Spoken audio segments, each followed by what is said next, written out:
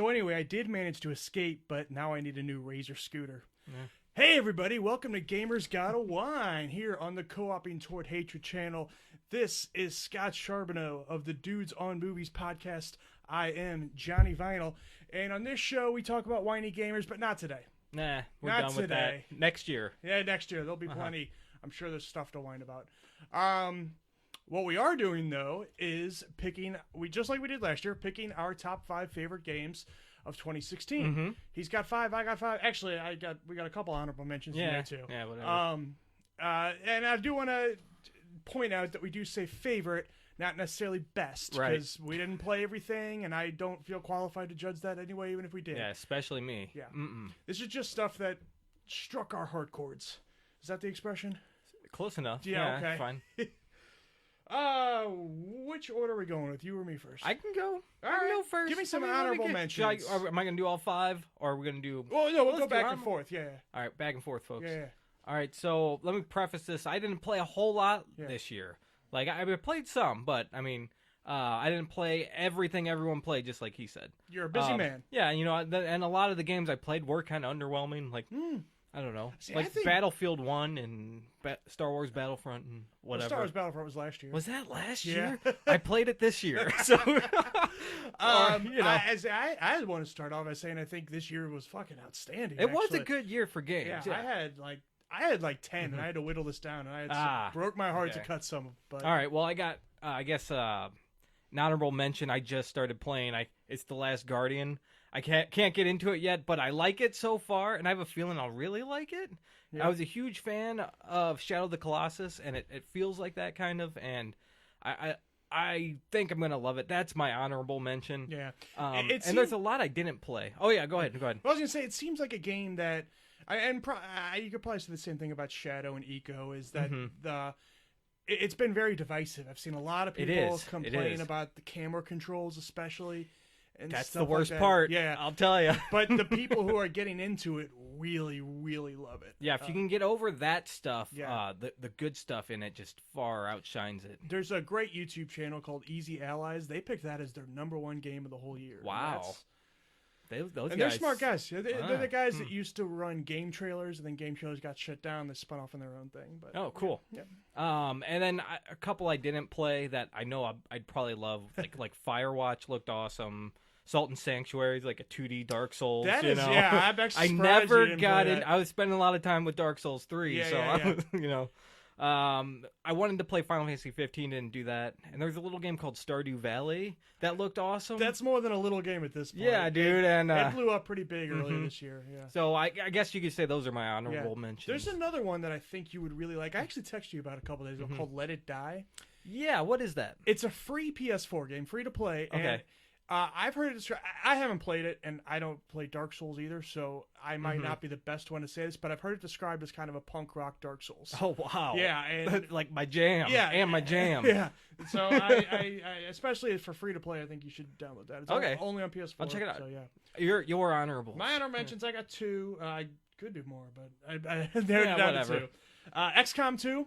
I named that. Oh, I almost put that on there. Oh, yeah? You should play it. It came out on consoles in November. You should give it a shot. I named that. We did another video last year, and we're going to do it again this year, of our most anticipated games of 2016. And that was my #1 at the time. I loved it, but ultimately it made honorable mention, not my top 5, because it is basically just more XCOM, which is great, but it didn't change the formula too much. Still loved it though. And same thing with another honorable mention, Gears of War 4. Okay.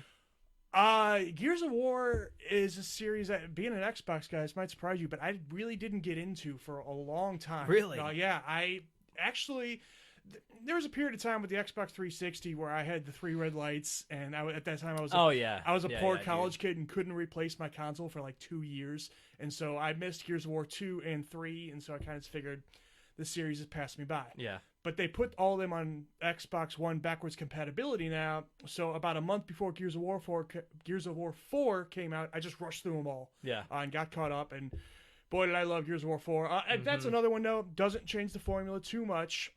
Except with the characters. They advance the story about 25 years. Right, yeah. Marcus is now an old man. You play as Marcus's son most of the game.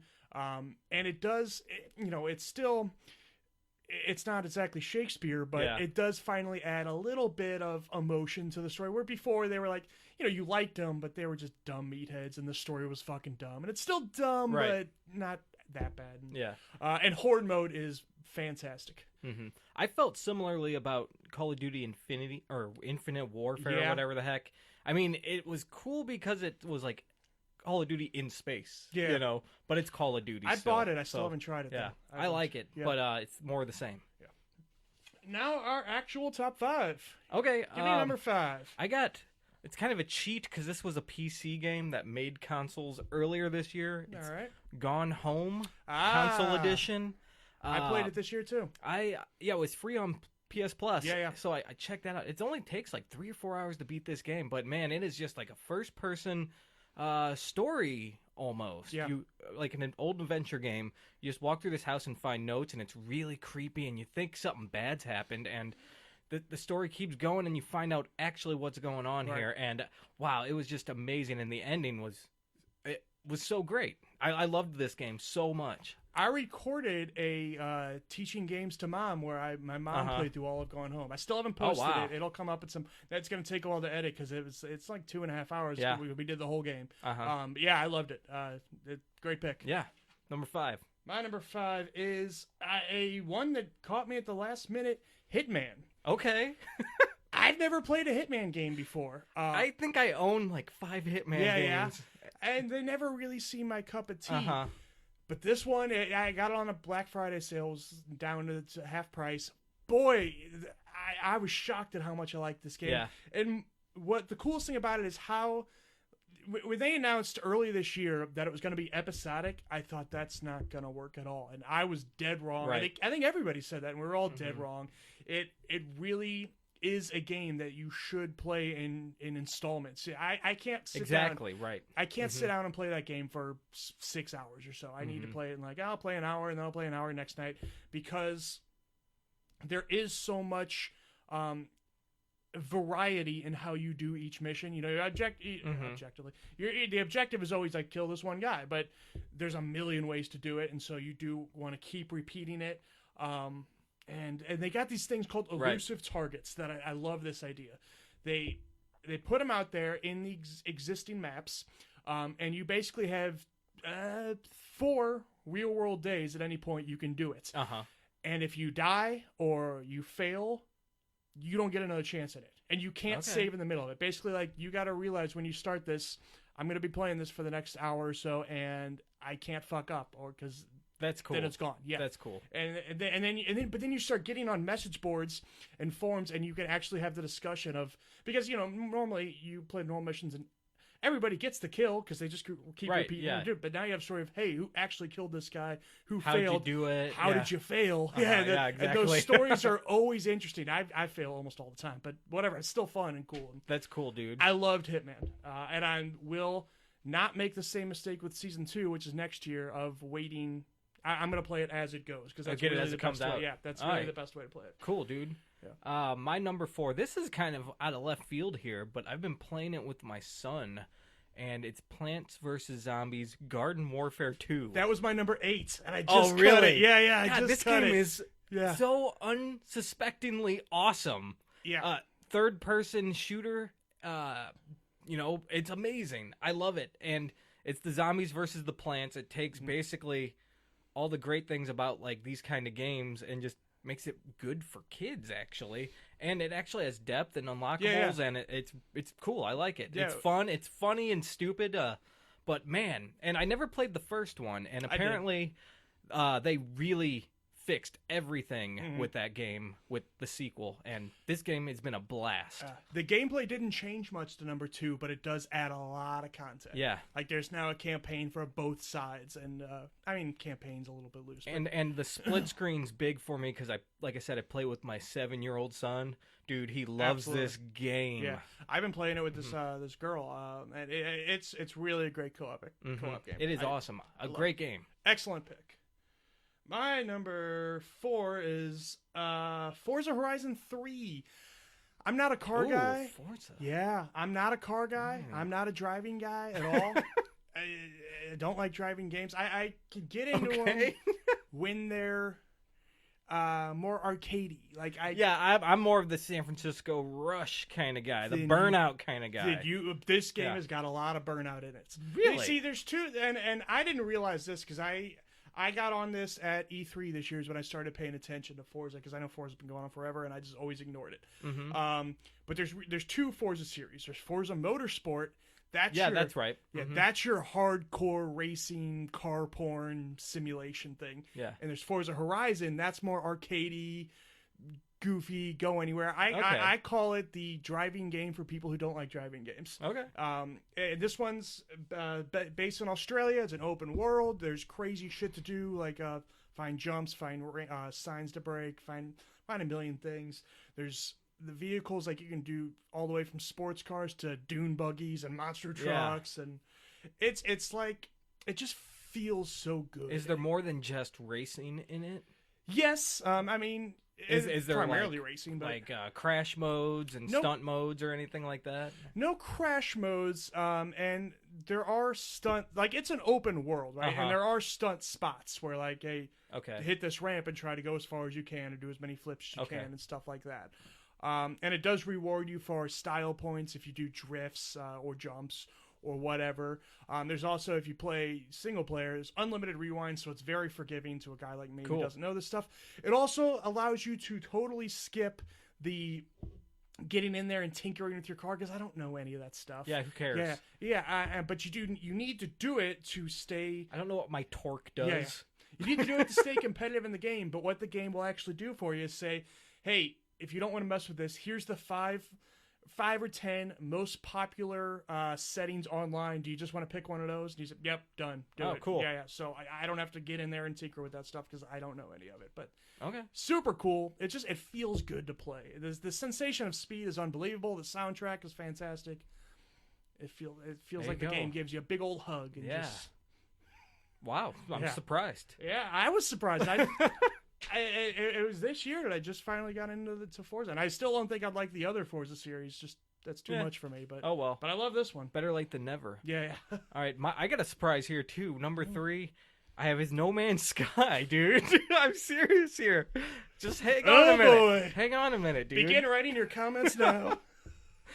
I know when it came out, it was a big to-do, okay? And I was on that train too. I was like, this is kind of sucky. This kind of sucks. It's not what I thought. And that's the thing. It's not what you thought, right? We recorded a video about it, and it never actually got released. But so it existed. I liked it, but, it just wasn't what I was expecting. And I was like, well, whatever. I'm done with this. I'll play something else. I came back in like a month later and just kind of got sucked into it somehow. I was like, oh, it's kind of relaxing. I just kind of sat there and chilled. I had nothing to do. I was like, I'll waste an hour, and just got sucked into the game. And then I did that for the next 10 days for 2 or 3 hours every day. And I just kept doing it, and I'm still playing it.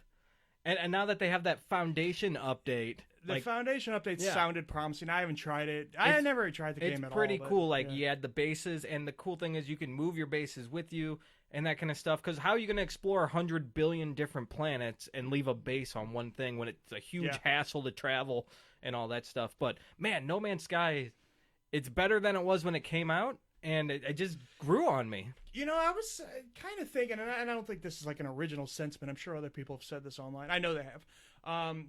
But it almost seemed like a Steam early access game, and they might have avoided all that shit if they'd released it like that.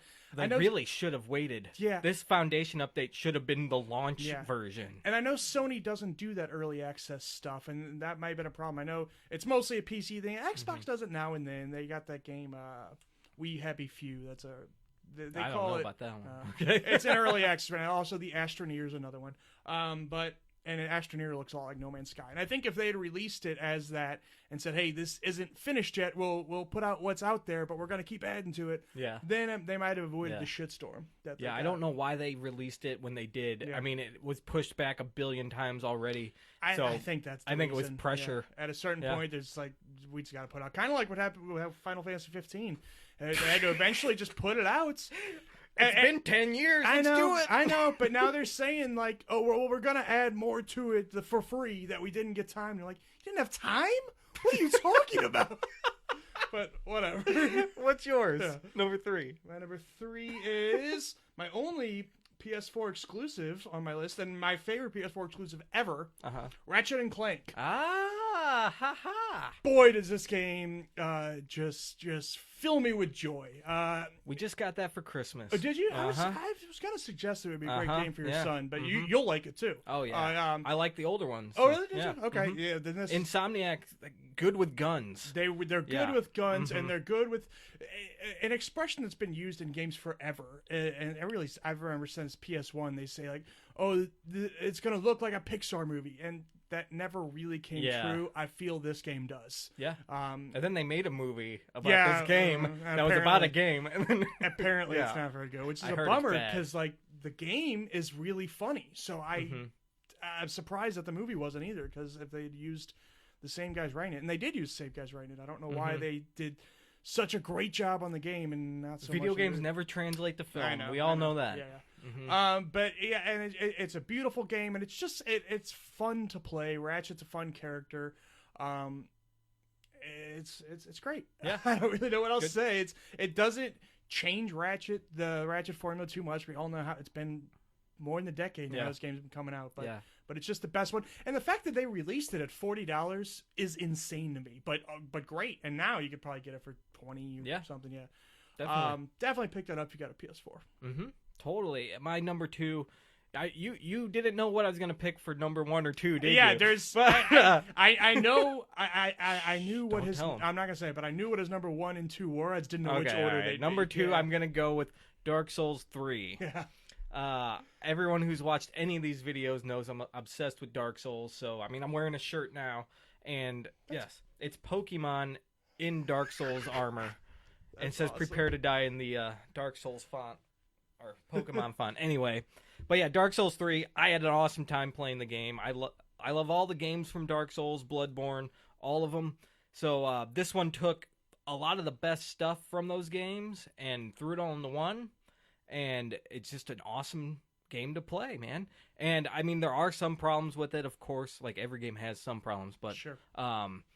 This game refined the series, and it is a little more, I don't know, it's not as open as the original Dark Souls, and but there's as many options as the second Dark Souls. There's cool combat like Bloodborne, and I liked pretty much all the bosses. I thought they were awesome. And I don't know, I just really love this game. Dark Souls 3 is my number 2 game. What would you say the biggest difference between Dark Souls 3 and Bloodborne is?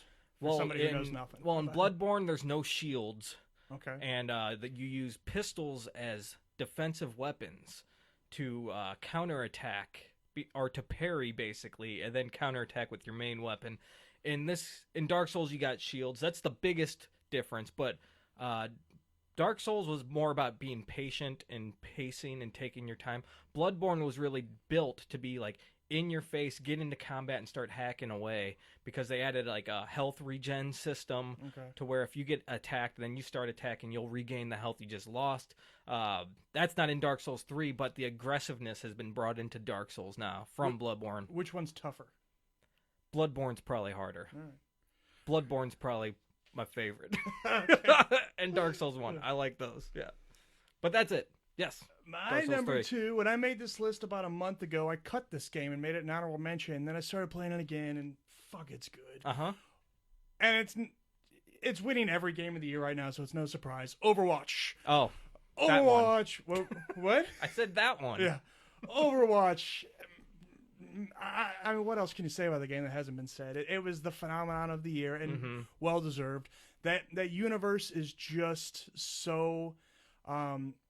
In some ways, it's very anti-Blizzard because they make Diablo and they make dark stuff. I guess World of Warcraft's not so much dark, but I mostly think of Diablo. And this one is just like it's light. It's a lot like Ratchet and Clank as far as the tone. It's lighthearted. It's joyous. The characters are like living action figures. And I made this a very similar statement about Forza, but I'm going to say this one about Overwatch 2.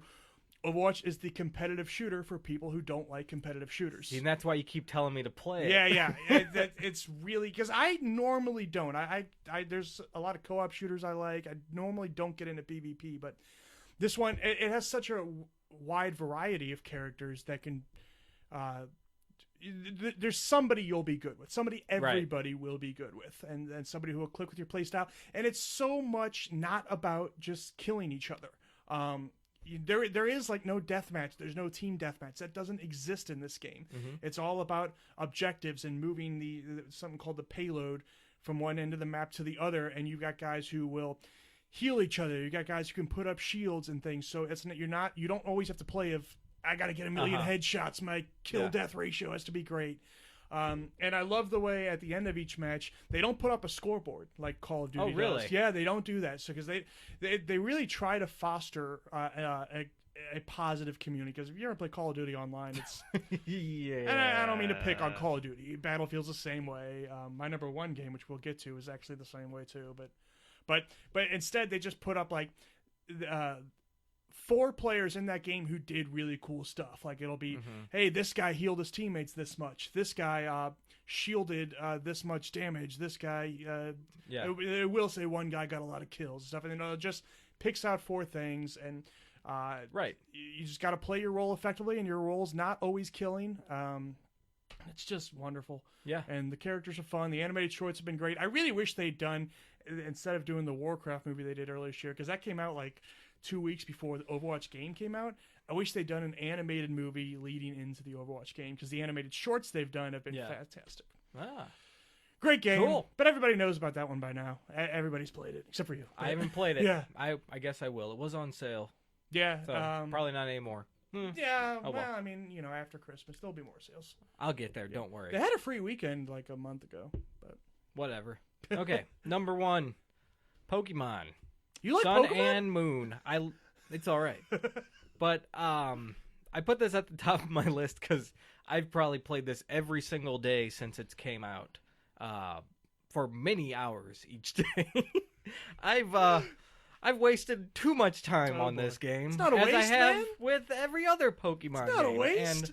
And it's a refreshing take on the franchise because as the 7th generation of games, they finally got rid of the gym system where you beat 8 gyms, then go beat the Elite Four, then the champion. Yeah. This, you do different trials on these different islands, and then the environment's completely unique from other worlds because it's more like a Hawaii type setting than like just some continent you're on or something. So the game's very different from all the other ones, but it's still Pokemon, If you played X and Y, it feels a lot like that, except very refined.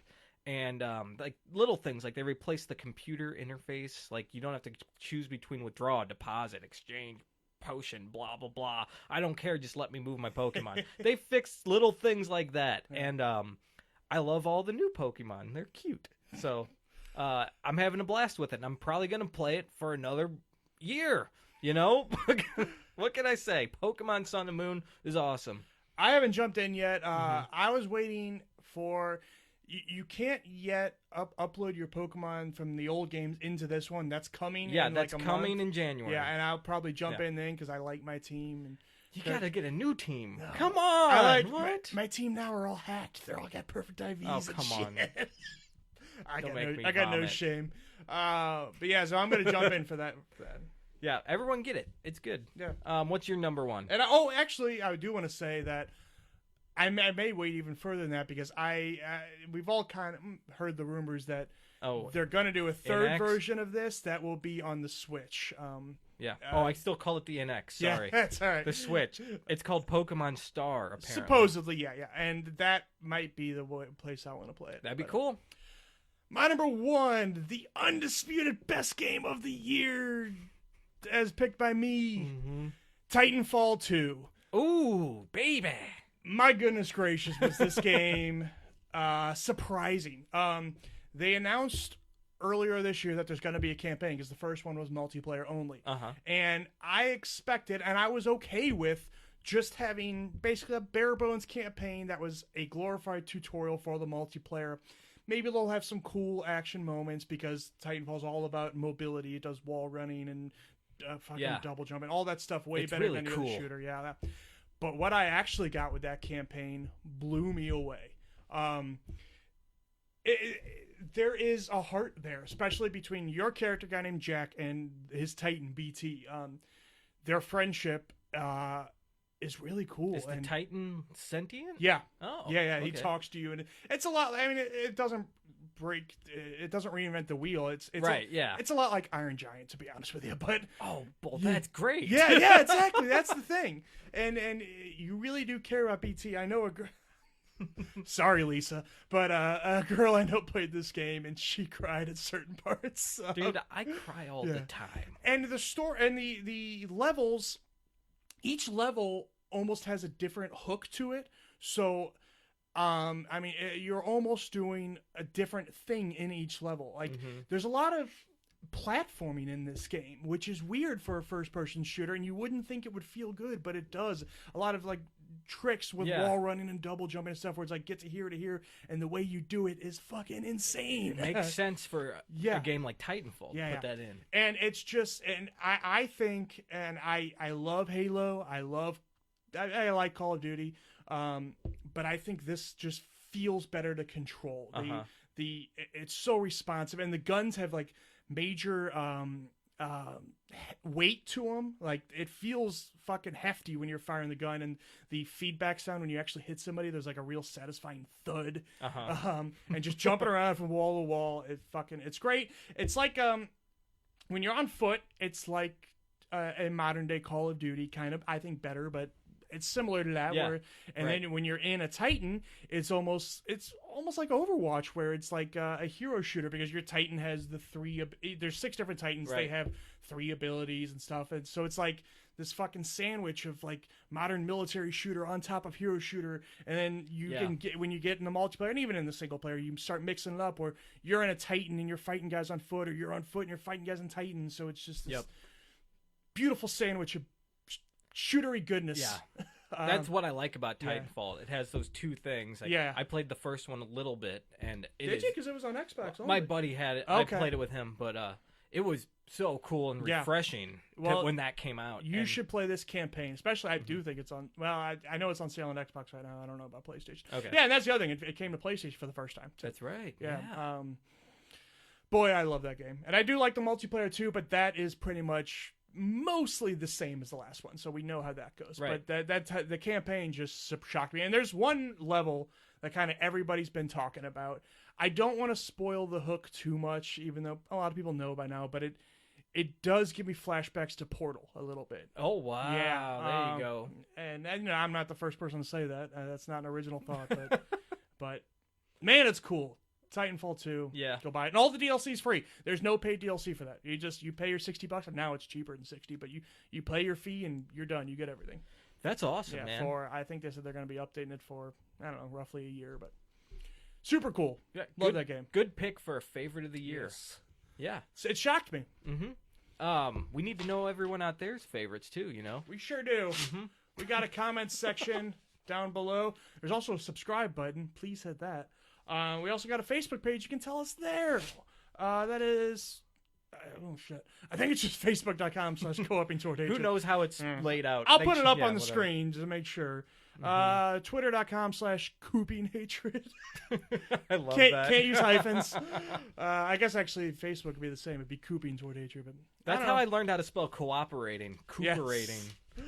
Let me know your favorites. Let me know what you think of mine. I'm sure you're typing your comment about No Man's Sky right now. Bring it on. We love you. Bye. Hey jerks, this is Johnny Vinyl. And if you like the video you just watched, you can click right here to see our next one. And you can click on this part of our professional green screen. And you'll subscribe, and you'll never miss one of our videos. Shit, my arm's getting tired. God damn it.